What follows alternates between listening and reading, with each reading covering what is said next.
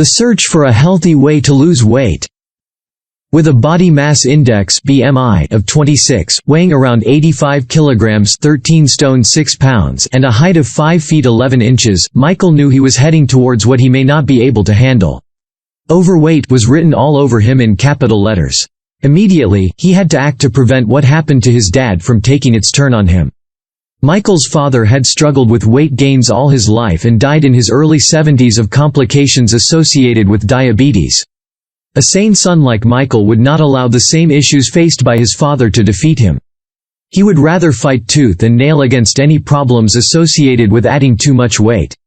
He was rewarded for his quest for a solution when he discovered the numerous benefits of a fast diet.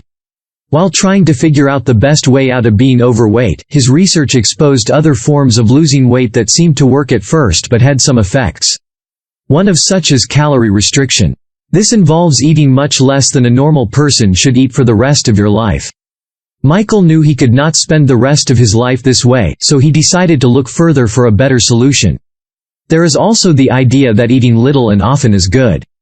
However, trying to eat small meals regularly often result in eating more chunks of food.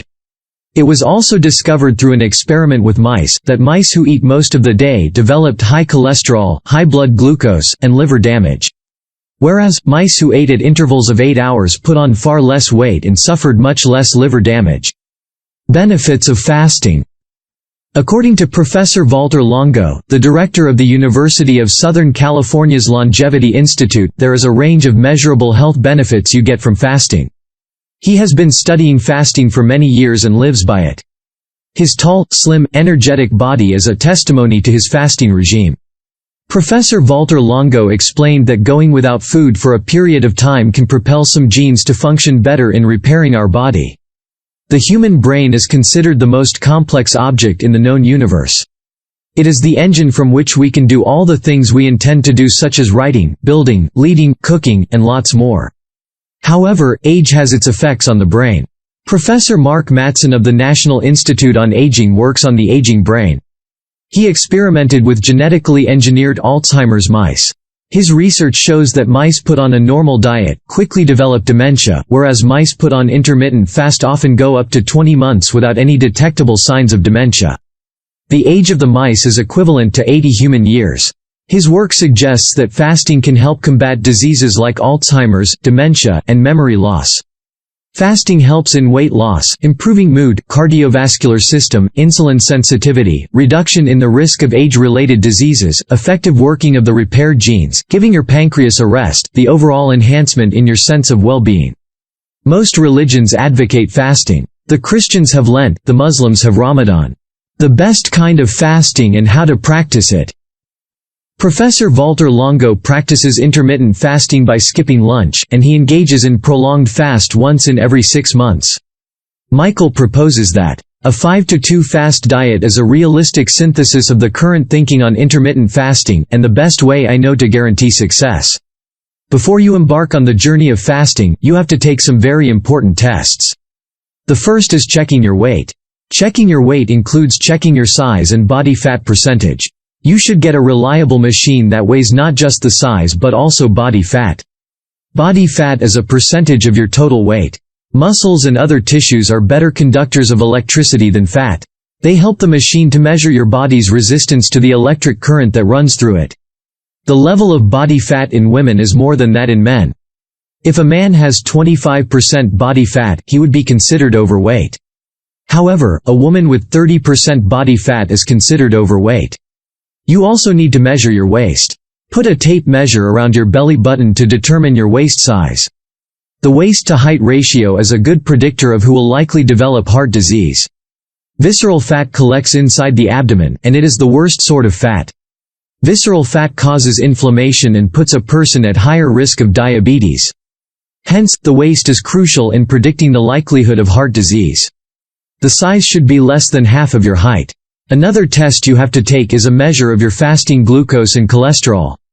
The fasting glucose helps you to determine if you have the right level of blood glucose to avoid the increased risk of heart disease. There are 2 types of cholesterol to be measured: low-density lipoprotein (LDL) and high-density lipoprotein (HDL). LDL carries cholesterol into the walls of the arteries while HDL carries cholesterol away from your arteries. You need more HDL than LDL because you should keep cholesterol away as much as possible. The next set of tests is triglycerides and IGF-1. Triglycerides refer to blood fat. Your triglycerides should not be high. IGF-1 is a measure of cell turnover and the risk of developing cancer. Although the test is expensive, it may be a marker for biological aging. Michael discovered that his IGF-1 levels dropped dramatically in response to his 4-day fast, but returns to the original level after a month of normal eating. After carrying out the tests and making sure all are in the appropriate levels, you can then embark on the fast. Michael started with a 4-day fast and proceeded to intermittent fasting of 2 days in a week. The results were astonishing. He not only experienced changes in his fasting glucose levels, but also a huge drop in his IGF-1 levels. And to top that, his snoring disappeared. He later switched to a fasting mode that will maintain his weight. He also found out that fasting reduced his neck size. Neck size predicts if a person will snore or not. This is because fat disturbs all metabolic pathways, and some fat finds their home in the neck. The danger zone is 16.5 neck size for men and 16 inches neck size for women. How to determine your fast schedule? The most important way of achieving this is by first choosing a fast schedule that suits you. Intermittent fasting has been proven to be the best, however, the way you do it lies mostly in your hands.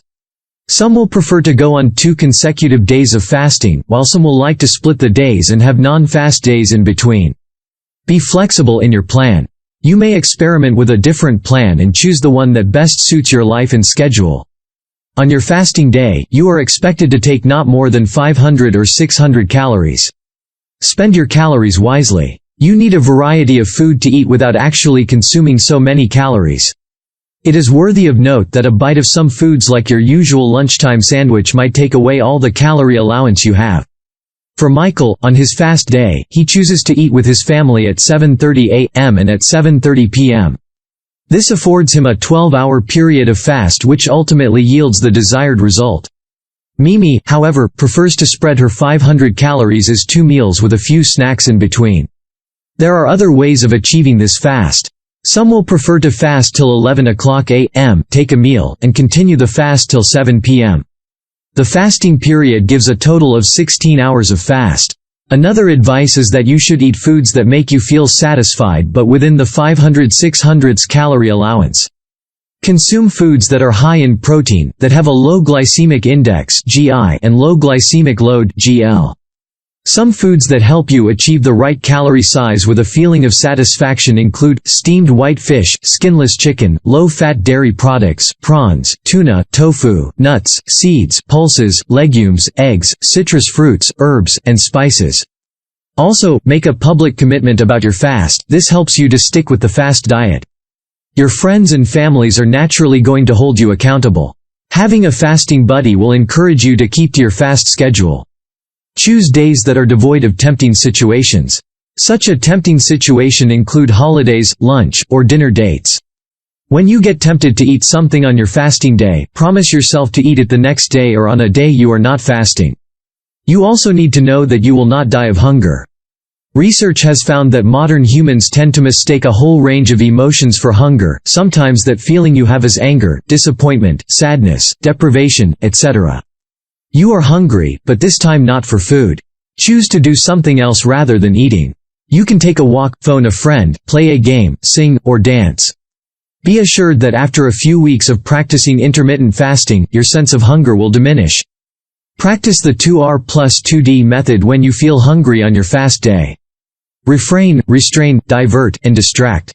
Note your progress as you fast. When you reach your desired weight, you need to switch to the maintenance mode of fasting. This mode involves reducing your fast day to just 1. You have to be emotionally prepared for your results, that is, a change in anatomy, change in appetite, change in attitude towards food. Then, congratulate yourself for a fast well done. Some concerns you may have about fasting. Do not fast if you have type 1 diabetes, if you are suffering from an eating disorder, if you are pregnant, if you are a child, and if you have an underlying medical condition. It is better to seek medical advice before a fast. You can take supplements prescribed by a medical practitioner during a fast. There are gender differences in response to intermittent fasting. This gender difference is because a male's anatomy is different from a female's anatomy. Your body will not enter the fabled starvation mode. The headaches you feel during fast comes from dehydration, and you can overcome this by taking low-calorie drinks but not alcohol. Exercising while fasting makes your body burn a greater percentage of fat for fuel. You tend to achieve better results. Testimonies abound from happy weight losers. Dr. John Brewerton tells of a patient who has metabolic syndrome, a family history of type 2 diabetes, and fasting glucose of 7.2. After fasting for a few weeks, the patient recorded fasting glucose of 5.9 and lost 5 kilograms. Claire Wilson, a busy mother of 3 kids, has been battling with losing weight after the birth of her last child until she learned about the fast diet. The fast diet has provided an easy way out of her excess weight. David Norville has been on intermittent fasting for 13 weeks, that is about a quarter of a year, and the results have been incredible. He has gone from a 14 stone and using the last notch of his belt to 12 stone 9 pounds and using the 4th notch of his belt. Helena Halme started a blog post to follow up on her fasting regime. She has lost 5 kgs in 3 months and feels so much better because she has more energy and control over her eating. Luella Charles and her partner have experienced a drastic change in their weight since they started the fast diet. She has gone from 58.8 kilograms to a 50.9 kilograms as someone who is 1.56 meters tall, while her partner has gone from 95 kilograms to around 87 kilograms. Conclusion: the benefits of fasting cannot be overemphasized. You do not need to have a health condition before you can fast. The best time to start your fast diet is now, and when you get to your desired weight, you can reduce the number of days you fast. Try this, check your schedule to notice the pattern of your work or life. Choose 2 days in the week when it is most convenient for you to fast. Inform your friends and family about your fast plan so they can hold you accountable.